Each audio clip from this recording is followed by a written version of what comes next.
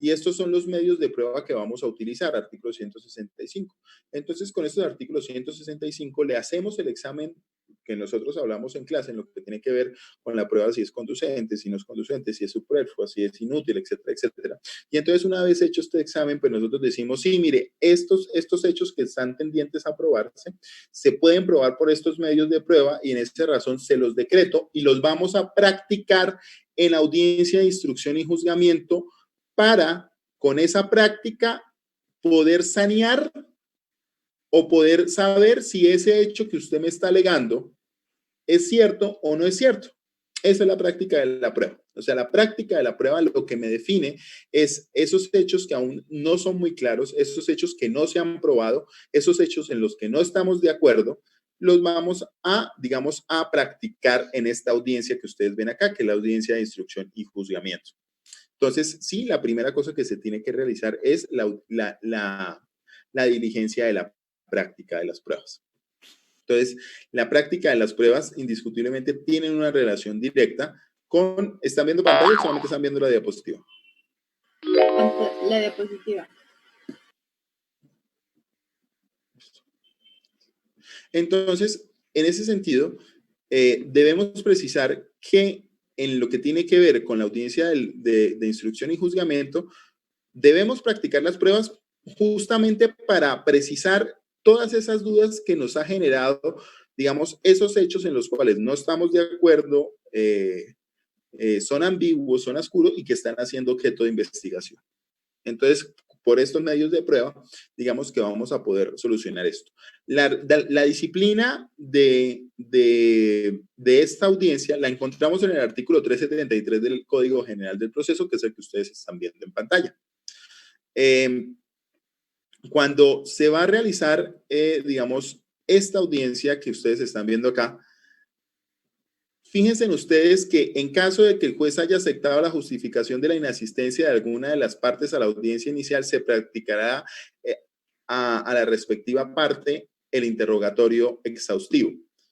Díganme, de las etapas que nosotros vimos cuando explicamos inasistencias en la sesión pasada, en las sesiones pasadas y en el inicio de la clase de hoy, ¿en qué supuesto normativo nos encontramos?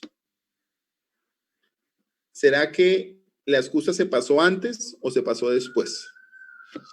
¿Ustedes qué creen? Dependiendo si es justa causa, se ha tenido que pasar antes de la audiencia. Y si ha sido caso fortuito o fuerza mayor, sería durante el transcurso. Exacto, y que sean admitidas, que sean admitidas. Pero fíjense que normalmente lo que ocurre es que si se pasa antes de la audiencia inicial, el efecto jurídico de admitir esa justa causa es justamente aplazar la audiencia. En cambio, en el evento en que sea después de la audiencia inicial, lo que se va, todos los actos procesales que se generaron en esa audiencia, digamos que fallecen, y a la parte, pese a que se le es aceptada ese caso fortuito o esa fuerza mayor, digamos, todas esas oportunidades o todas esas etapas procesales de lo que nosotros hemos venido hablando estos días, fallecen pero hay uno que no fallece. El único que no fallece es el interrogatorio exhaustivo que tiene que hacerle el juez a la parte. Esto para que lo tengan en cuenta. Entonces, cuando nosotros estamos frente a la hipótesis del inciso segundo, indiscutiblemente estamos hablando de la inasistencia que procede posterior a la práctica de la audiencia inicial. ¿Listo? Una vez realizados estos actos, muchachos, fíjense que la práctica de las pruebas como tal en el Código General del Proceso se encuentran reglamentadas en lo que tiene que ver con un orden. ¿Por qué se encuentra reglamentada en lo que tiene que ver con un orden? Porque el legislador entiende desde una perspectiva metodológica que estas etapas se deben cumplir en este orden. Entonces se establece que la práctica de los interrogatorios de los peritos que hayan sido citados de oficio o a solicitud de parte se deben practicar primero, que luego de ellos se deben de escuchar los testimonios que se encuentren, digamos, presentes, o sea, los testimonios de los terceros, y luego la exhibición de documentos y demás pruebas que hubieran sido decretadas. Fíjense que acá las únicas pruebas que van a ser objeto de este numeral tercero fueron las practicadas. las practicadas, las decretadas en la audiencia inicial. Si no fueron decretadas, pues naturalmente no pueden ser practicadas. ¿Listo? ¿Por qué? Porque se rechazaron de plano conforme a los artículos que nosotros vimos la clase pasada cuando hicimos ese estudio probatorio al momento de decretar las pruebas. Entonces, este orden de esto, voy a decir una cosa muy pequeña en lo que tiene que ver con ustedes me dijeron que ustedes pedían derecho probatorio. Lo ven después de este semestre, ¿cierto? Entonces, sí, señor. Entonces, ahí les van a hablar un poquito más a fondo de esto, pero podemos decir algo para que nosotros veamos cuál es el fenómeno que ocurre acá. Normalmente, cuando dice que el interrogatorio del perito, ustedes saben que el interrogatorio del perito, en últimas, es un auxiliar de la justicia que, digamos, que requiere de un examen o de un juicio experto del cual es vedado el juez y los abogados y los apoderados. ¿Por qué? Porque, pues, el juez no es médico. No, cuando digo no es médico, no quiero decir como persona, sino como ciencia. El juez no conoce la ciencia de la medicina, el juez no conoce la ciencia de la ingeniería, el juez no conoce, digamos, varias ciencias. La ciencia que le es otorgada y para la cual está convocado al juicio, digamos, que es la del derecho, la de las leyes, la de los sistemas normativos, la de las fuentes normativas como la de jurisprudencia, la costumbre en el caso de comercial, etcétera, etcétera, pero no para ciertas ciencias que le son vedados. Entonces, normalmente lo que ocurre es que cuando uno interroga a un perito, y naturalmente lo que subyace a ese perito es un dictamen pericial, y el dictamen pericial es, digamos, un informe respecto de unos hechos en particular que requerían su juicio experto. Entonces, si ustedes están en un pleito con Ecopetrol, naturalmente y digamos que se rompió una tubería, pues el juez no va a entrar a determinar si el tubo se rompió debido al óxido porque no pusieron, digamos, un tipo de pintura en el tubo metálico. No, quien hace ese examen es un ingeniero metalúrgico, al cual, digamos, es un auxiliar de la justicia, rinde un dictamen pericial y conforme a ese dictamen que elabora este auxiliar de la justicia, será tenido como prueba y es una prueba muy importante. Por eso, digamos, se diseña un mecanismo de defensa frente a esos dictámenes periciales, de los cuales ustedes saben que el momento de hacer la oposición en los dictámenes periciales es el momento en el cual ustedes contestan la demanda, siempre y cuando la parte lo haya integrado digamos, en la demanda. Oposición a esos dictámenes periciales son de dos maneras. Uno, o aportan un nuevo dictamen pericial que justamente esté tocando los mismos puntos que tocó, digamos, el perito en su informe, y otro es convocando a ese perito a audiencia para que, digamos, pueda determinar o debatirse la procedencia, los instrumentos que utilizaron y demás. Entonces, en ese sentido, ustedes observan que la prueba pericial, digamos, en ciertos tipos de procesos son muy importantes. Alguien ayúdenme a buscar esto, dictamen pericial, por favor. 185. Es que no estoy en el... se llama contradicción del dictamen, creo.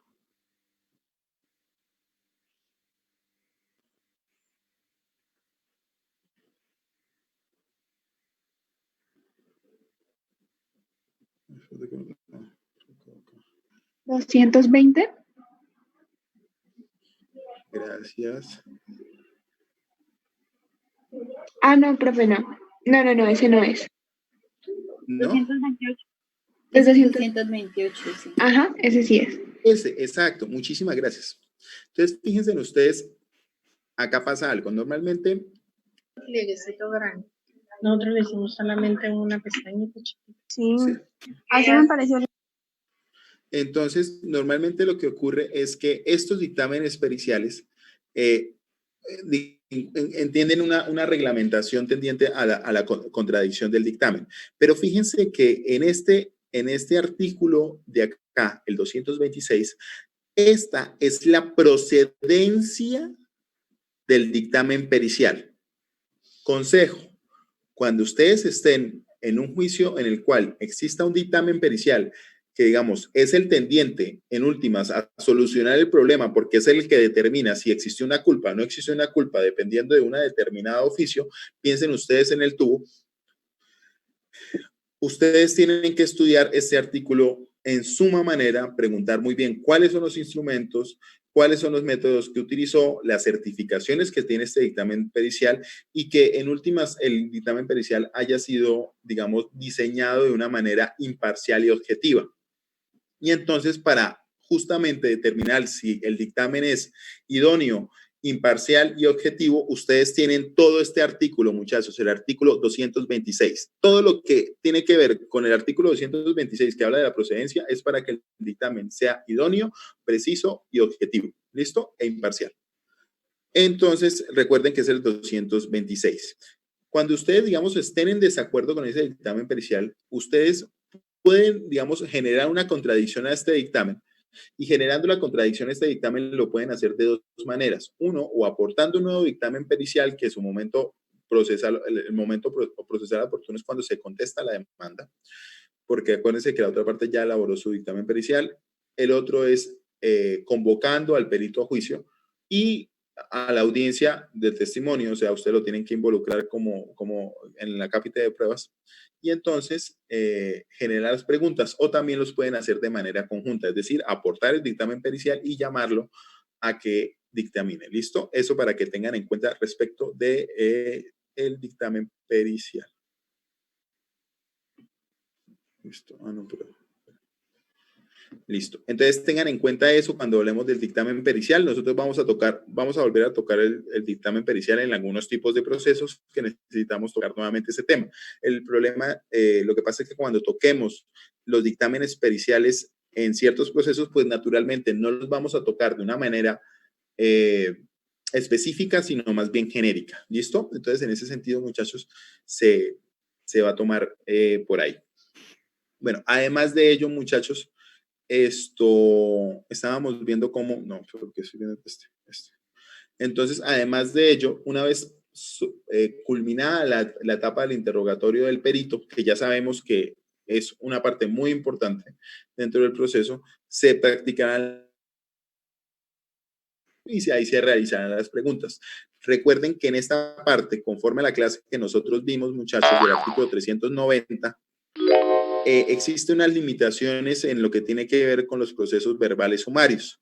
Recuerdan que existe una limitación de instrumentos procesales y también de materias probatorias.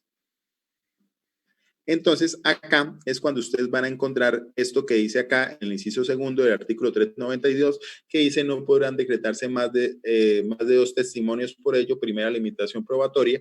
Segunda limitación probatoria, las partes no podrán formular más de 10 preguntas a su contraparte en los interrogatorios. Entonces, estamos hablando de interrogatorio de parte. Entonces, no se le olviden este inciso segundo cuando estemos frente a unos verbales sumarios. Esta regla no aplica para los verbales. Bueno, pasado ello, volvamos al artículo, por favor, 370 y... ¿en qué estoy? 373. Pasamos, obviamente, a la exhibición de los documentos. La exhibición de los documentos establecen dos hipótesis. Los primeros, los documentos que se hayan tenido en su poder que como, digamos, que pueden llegar a establecer ciertas prácticas. Pero recuerden que cuando nosotros hablábamos de la fijación del litigio, en muchos casos, digamos, estos materiales probatorios, digamos, ya iban a estar tendientes a probar algunos hechos. Algunos hechos que digamos, esos interrogatorios ya, digamos, ya habrían tenido, digamos, que dejarse en cierto sentido porque esas pruebas documentales ya se echaron de menos porque en caso de que estemos frente a una tarifa legal, pues indiscutiblemente la tarifa legal lo que hará es generar que estemos frente a una cosa pues prácticamente probada y en ese sentido, digamos, ese hecho se entenderá probado y esa prueba no se va a practicar porque ya fue, digamos, ya se encuentra aprobado ese hecho. Recuerden que eso puede ser porque las partes dentro del proceso se hayan puesto de acuerdo o porque el juez haya entendido por probado ese hecho. ¿Listo? Eso es lo que tiene que ver con la práctica de las pruebas. Esas son las acotaciones. ¿Les parece bien si hacemos un descansito de 15 minuticos? Sí, profe. Listo.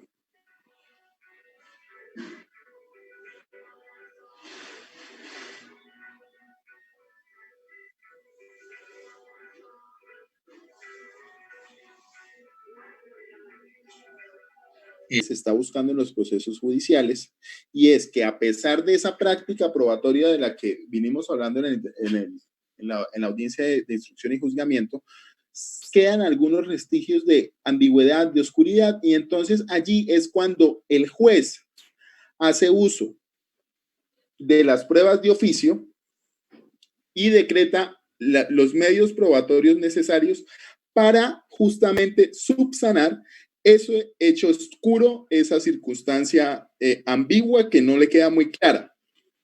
Y entonces ese digamos, el juez toma la decisión de decretar esa prueba de oficio, ¿sí? Recuerden igualmente que cuando hablamos de pruebas de oficio, nosotros estamos haciendo uso, el juez está haciendo uso de este principio que tiene que el juez deberá hacer uso de los poderes de este código, que este código le otorga para lograr la igualdad entre las partes. Entonces, cuando hablamos de los poderes o las facultades, estamos hablando justamente de las pruebas de oficio de las que estamos hablando. ¿Qué artículo era? 160 y... 169, profe. Ay, gracias.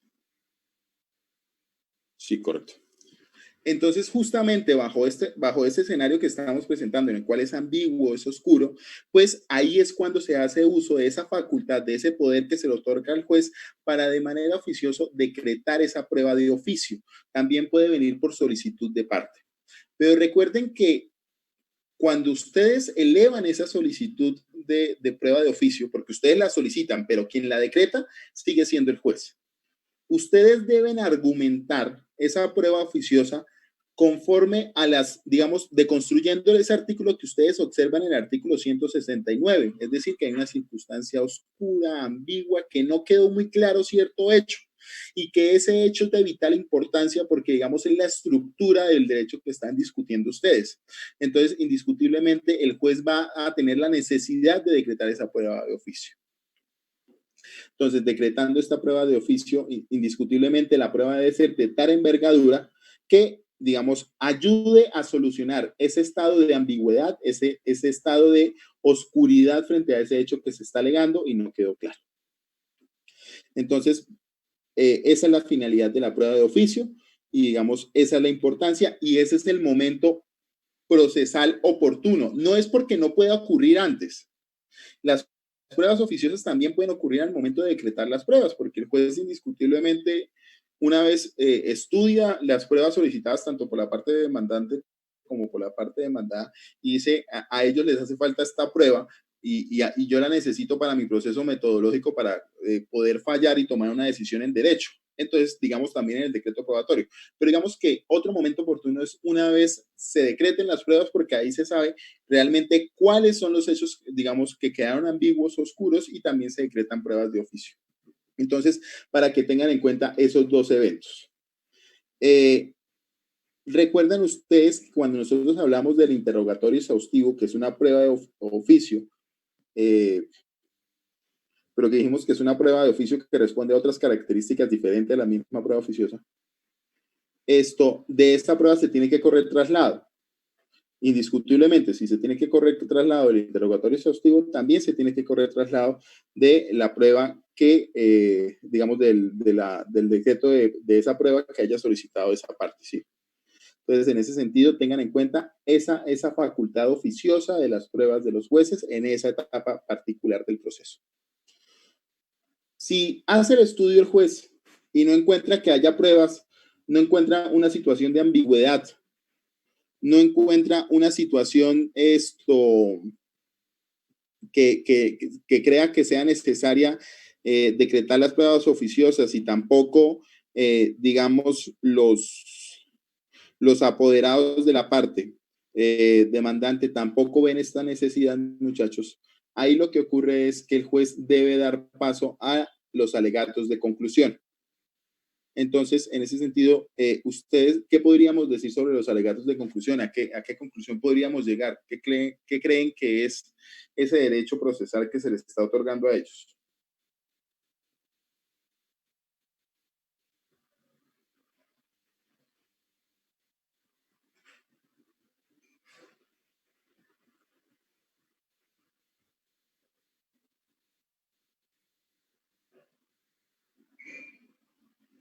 ¿Qué creen que es los alegatos de conclusión? De la parte demandante y de la parte demandada.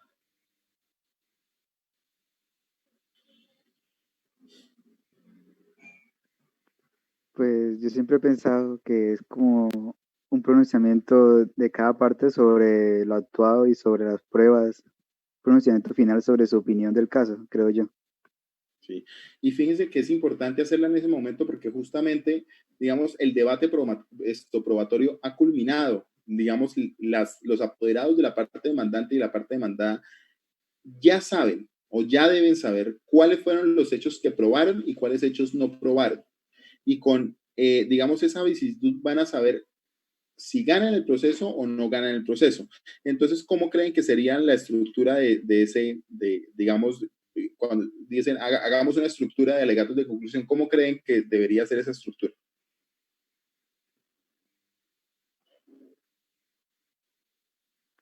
Como hechos, pruebas Primero relevantes. tenemos que establecer, digamos, cuáles son los hechos, cuál es el derecho que estamos invocando, ¿cierto? Entonces, estamos alegando X derecho. De la observancia del artículo que me está disciplinando ese derecho, se puede avisorar que uno de los elementos esenciales de ese derecho para que me sea otorgado son estos requisitos. Son el requisito A, son el requisito B y son el requisito C. Una vez practicadas las pruebas, su señoría, yo le puedo afirmar que probé cada uno de los requisitos. El hecho 1 lo probé con tal prueba, el hecho 2 lo probé con tal prueba y el hecho 3, digamos, se probó por medio de pruebas testimoniales y estas fueron armónicas, fueron coherentes, fueron claros, etcétera, etcétera, etcétera. Y además de estas narraciones también se acompañan o tienen un soporte documental. Entonces, fíjense que acá hay algo muy particular, muchachos, y es que en los alegatos de conclusión es cuando ustedes llegan y le presentan al juez un fragmento de realidad, repito, es un fragmento de realidad que se le lleva al juez por medio de los alegatos de conclusión que le permiten ver al juez cómo ocurrieron esos hechos en ese momento. Con ese fragmento de realidad que ustedes han logrado probar, el juez, teniendo este panorama, puede llegar a tomar esa decisión que se le está alegando. Si se le está alegando un daño y una reparación, entonces indiscutiblemente, viendo este fragmento de realidad conforme a los hechos alegados y los hechos probados, se puede llegar a concluir que, digamos, a la persona le asiste el derecho que está invocando. Entonces, en ese sentido, fíjense ustedes que los alegatos de conclusión es un tejido argumentativo que tiende a reunir todos esos fenómenos jurídicos que se encuentran allí. Recuerden que los alegatos de conclusión no son para etapas procesales. Los alegatos de conclusión son para excepciones de mérito y pretensiones. Repito, los alegatos de conclusión no son para actos procesales o etapas procesales, son para pretensiones y excepciones de mérito, es decir, es para la materia sustancial del proceso. ¿Listo? Entonces, cuando tengan que hacer alegatos de conclusión, ustedes ya saben que no me deben tocar temas procesales, sino que me deben tocar los temas sustanciales, diciéndome cuáles fueron los hechos que probaron y cuál era el derecho que estaban invocando y de los requisitos de ese derecho, digamos, cuáles lograron probar y cuáles no lograron probar. Y si lograron probar los hechos que requiere el derecho, pues indiscutiblemente les van a otorgar, digamos, la prerrogativa que estaban solicitando. En ese sentido, muchachos, recuerden que los alegatos de conclusión es igual, entonces, alegatos de conclusión igual a fragmento de realidad. Listo. Y entonces con ese fragmento de realidad, yo le puedo, ¿por qué digo fragmento de realidad? Fragmento de realidad porque ya está probado esos hechos, entonces ustedes le presentan al juez conforme de una manera discursiva lo que ocurrió ese día o ese determinado momento o cómo se desarrolló una relación contractual o cómo fue la ejecución de la relación contractual o cómo fue la génesis de la relación. Y entonces, digamos, en caso de que se alegue una nulidad, una inexistencia, etcétera, etcétera, etcétera. Entonces, dependiendo del objeto de estudio, ustedes van estructurando eso. Muy bien. Culminado esos alegatos de conclusión, muchachos, el juez puede tomar, después de escuchar los alegatos de conclusión, el juez debe fallar el proceso. Cuando el juez debe fallar el proceso, digamos que tiene varias etapas. Miremos, creo que es el 317. Digamos, puede emitir el fallo de manera directa, es decir, que lo va a notificar en estrados. No. Muchachos, ¿cuál es el? Búsquenme, por favor, providencias judiciales. ¿En qué artículo está, por favor? Entonces, el juez puede dictar sentencia de manera oral o puede emitirla por escrito. La primera, la oral, es la regla general y la escrita es la excepción. La regla general establece, es decir, cuando el juez va a dictar sentencia, que el juez puede tomar un receso de 2 horas con el ánimo de justamente estructurar, digamos, el discurso que ya lleva en la cabeza. Si Profe, el artículo 278. Eso, gracias. Entonces, el juez puede tomar un receso de 2 horas.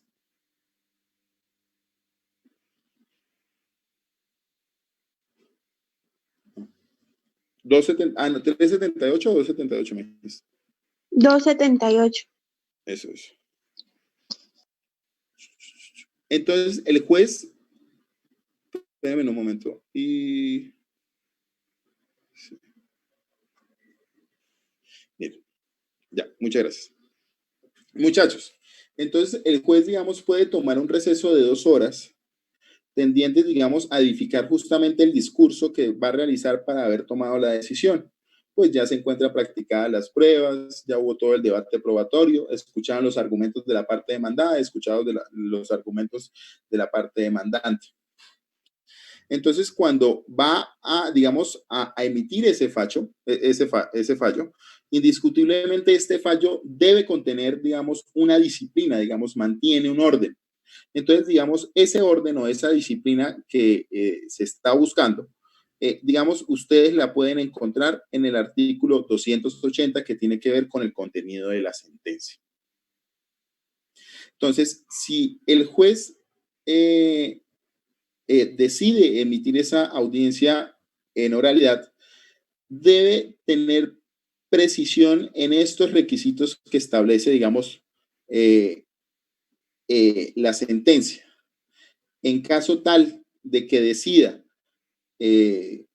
hacerla por escrito, anunciará el sentido del fallo y anunciando el sentido del fallo, muchachos, establece de una manera resumida cuáles fueron los argumentos que tuvo en cuenta para decir si va a favor de la pretensión o en contra de la pretensión, o es lo mismo decir a favor de las excepciones de mérito y en contra de las pretensiones. Entonces, normalmente lo que se hace es, conforme al artículo 279, en el inciso segundo del artículo 279, el juez dice, voy a anunciar, voy a hacer uso de esta prerrogativa que me da el artículo 279 y, digamos, dispone cuáles fueron los argumentos que tuvo en cuenta para fallar de determinada manera a favor de A o en contra de A y, digamos, argumenta cuáles fueron en síntesis estas razones. Y entonces, ¿ustedes cuándo creen que es, si se toma, si el juez toma la decisión de fallar en oralidad, cuál será el medio, cuándo se ejercerá el medio de control? teniendo en cuenta que se notifican estrados. Tiene que ser de manera inmediata, ¿no? O sea, el medio de control que tiene la apelación en caso de que se trate de un verbal, porque verbal es de doble instancia, salvo algunas excepciones, esto tiene que ejercerlo una vez pronunciada la sentencia. Pero si el juez, digamos, decidió dictar el fallo por medio escrito, que es la hipótesis que estamos viendo en pantalla, indiscutiblemente el medio de control se hace por estados, ¿sí? O sea, cuando digo medios de control estoy hablando de recurso de apelación. Y entonces es una vez publicada la sentencia, se ejercerán los medios de control a que haya lugar, que en este caso es, digamos, la audiencia de el medio de control de apelación. ¿Listo, muchachos? Entonces, mientras que el medio de control, cuando es de manera oral, como se notifica en estrado, se tiene que ejercer de manera inmediata, cuando el juez toma la excepción, que es por escrito, además de enunciar el sentido del fallo, el medio de control se ejerce conforme una vez notificada la providencia y durante los términos del Estado, es decir, promovido o puesto en conocimiento por medio de los estados, se ejerce el medio de control adecuado, que sería la apelación. ¿Listo? En caso de que se trate de un verbal, porque como ustedes saben, el verbal sumario es de única instancia. ¿Listo, muchachos? Esto en lo que tiene que ver con la audiencia de instrucción y juzgamiento. Entonces, con esto, con la clase de hoy, digamos, culminamos todo lo que tiene que ver con el proceso verbal. ¿Listo? Esta es la estructura general. Esta estructura general que nosotros vimos hasta la clase de ahora nos va a acompañar durante todos los procesos que vayamos a ver. Entonces, nosotros lo que vamos a hacer es, cuando estas estructuras generales no van a aplicar para ciertos tipos de procesos, cuáles partes sí, cuáles partes no, y cómo, digamos, poder identificar cuando existe una modificación en términos, existe una modificación en medios de control, existe, digamos, otros tipos de instrumentos procesales. Y entonces eso los vamos viendo conforme, digamos, al desarrollo de la clase y los demás tipos de proceso. El primer proceso que nosotros vamos a ver, se los voy a dejar, digamos, en el tintero. Son dos procesos. Es el proceso de pertenencia, que ustedes lo pueden encontrar en el artículo 375. Entonces, de aquí en adelante, de todos los procesos, vamos a tener una diapositiva. Yo les voy a enviar la diapositiva y digamos que ustedes estudian, digamos, la diapositiva antes de venir a clase. ¿Listo, muchachos? Entonces, porque recuerden que la diapositiva, en última, digamos, nos permite organizar cuáles son los temas que vamos a ver. Entonces, para la siguiente clase vamos a ver procesos de declaración de pertenencia y resolución de compraventa. En esta resolución de compraventa, digamos, se presenta en dos momentos particulares. Cuando no se presentan las disposiciones consagradas en el artículo 374, se seguirá por la regla general. Entonces, la idea es que nosotros veamos cuándo, conforme al contrato que nosotros tenemos entre las manos, podemos determinar que estamos en el artículo 374 o no estamos en el artículo 374, razón en la cual no estemos dentro de los supuestos de hechos del artículo 374, nos vamos a ir por las reglas generales, que es el proceso que acabamos de ver, el proceso verbal. ¿Listo? Y cuando entremos a las disposiciones especiales del proceso de pertenencia, digamos, es un proceso largo, extenso, pero entonces la idea es que profundicemos cada uno de ellos. Vamos a ver una noción histórica, vamos igualmente viendo cuáles son las legitimidades por activa, cuáles son las legitimidades por pasiva, y vamos desarrollando, digamos, todas esas etapas procesales que se pueden presentar en los procesos de pertenencia. Esos son los dos procesos que vamos a ver en la próxima clase. Entonces, por favor, para la próxima clase, muchachos, además de las diapositivas que ahorita les envío, por favor, vamos leyendo el artículo 374, acompáñenlo con los respectivos artículos del Código Civil, que son los que ustedes están viendo ahorita, y del artículo 375 vayan revisando el artículo y revisan también las diapositivas que se les va a enviar al grupo de WhatsApp. ¿Listo, muchachos? Y con eso ya podemos terminar la clase. ¿Alguna duda respecto de lo que vimos hoy, muchachos?